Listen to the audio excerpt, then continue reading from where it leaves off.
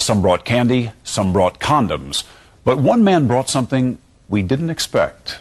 A warning, some of what you are about to see and hear is explicit. Here's Chris Hansen. Well, help me to understand. I mean... Simply put, one guy has his in her mouth. Oh, geez. The other guy has his in her or her. Oh, dang. Then there's this man, 32-year-old Corey Edgar, nicknamed Rick. Are you coming? Come on. Edgar, using the screen name Rick's Talented Tongue, chatted online with a decoy who told him she was a 12-year-old girl. He tells her he's sending a picture of his penis. He asks if the girl has condoms and, in graphic terms, if he can perform oral sex on her. But in the middle of the chat, he suddenly becomes suspicious. I have a strong feeling you're either undercover or a cop trying to set older guys up. You hear about it all the time. You're insane. Andy makes this declaration. I would never meet a female under 18 to do anything sexual. I am reporting you to Yahoo. Please leave me alone. Wow. Is he just testing the waters to protect himself? Whatever his intent, Edgar doesn't leave the decoy alone and keeps chatting. Just to be sure the girl is real, he says he wants to talk to her on the phone. Perverted Justice obliges and puts the decoy on the line with him. Nobody's here. My parents are gone. In the end, he decides to come, but he's still not convinced. So what are you doing? Not too much. I was just talking online.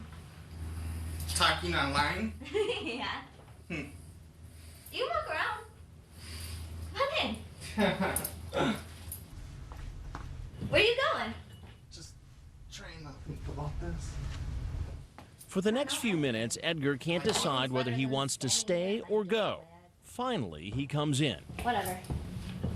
But spots our camera crew in the next room. You are a suspicious guy, Rick. I told you there's people here. I want to speak with you for a minute. Why don't you have a seat right over there?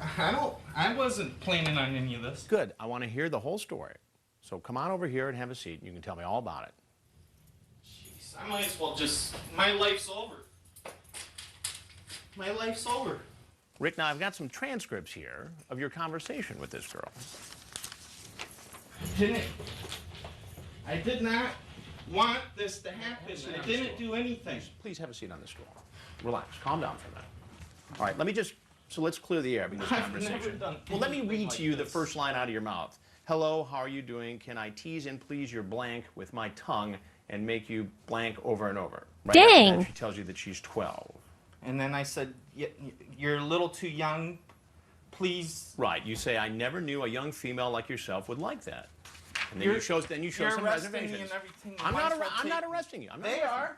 Though he doesn't see them, Edgar seems to know the police are outside. And that shouldn't be a surprise. Remember that Edgar sent this picture of what he said was his penis.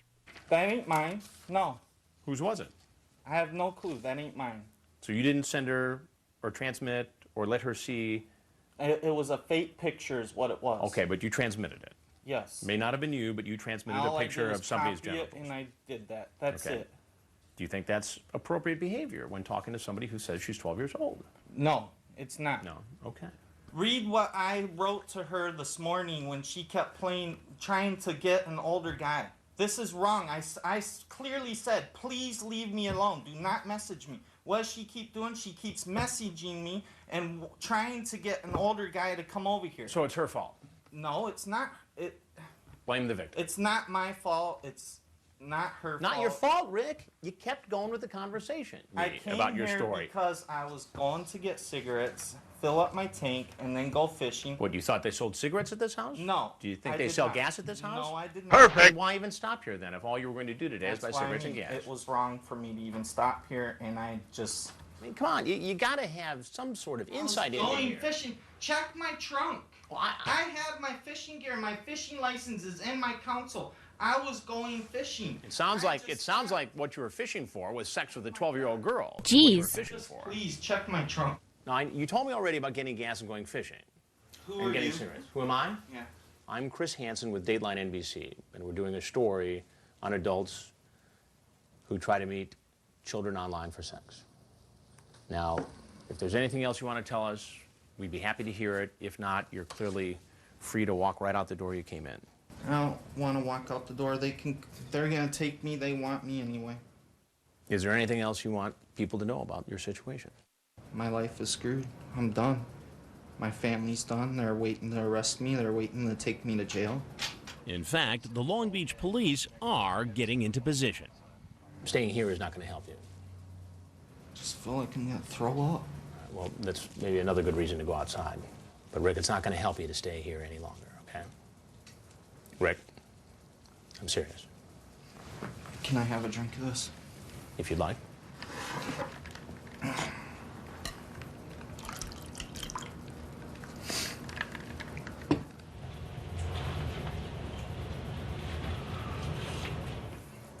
But Rick, I think it's time to go.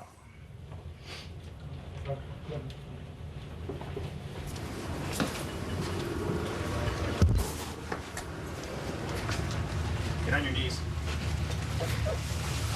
Put your hands on your head. Put your right hand right there. He later pleaded no contest to one count of an attempted lewd act upon a child. Coming up, a wrap-up of our Long Beach investigation and a look at our next investigation in Texas. What have you been doing with students?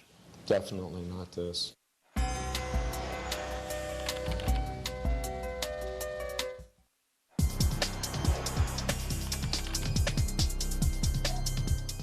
In our investigation in Long Beach of the 38 men who were arrested, the district attorney decided to prosecute all but 3.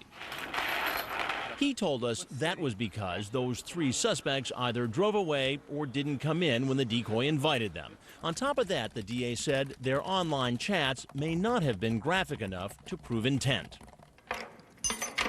Under California law, attempting to have sex with someone under the age of 14 is a felony, punishable by up to 4 years in prison. Of those men who are charged, at least 12 of the men have pleaded no contest. They've been sentenced to probation ranging from 3 to 5 years, and some of those men will be permanently registered as sex offenders. In the matter of People versus Frank David Sierras. For now, all the others have pleaded not guilty. Their cases are still working through the court system. He's slowly coming down. He's a few houses up still. As To Catch a Predator continues, next week we'll be setting up a house in the Lone Star State, Murphy, Texas. You'll meet men ranging in age from 23 to 63, successful businessmen to unemployed. I'm out of my mind. I just can't believe it. A middle school teacher. I've successfully taught school for 23 years. And an assistant district attorney in a nearby county who refuses to open the door for police and later makes a tragic decision. Most of the men say they really weren't going to do anything. I honestly didn't think he was 13. Tune in next week and you decide. Keep your hands behind your back. Behind your back.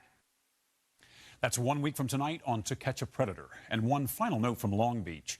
Just 2 weeks after our investigation, officials in California strengthened the laws against adults who target children online. The new laws protect all minors up to the age of 17, and prosecutors say it should now be easier to win convictions in these types of cases. You'll find some guidelines on how to protect your kids from predators on our website. The address is dateline.msnbc.com.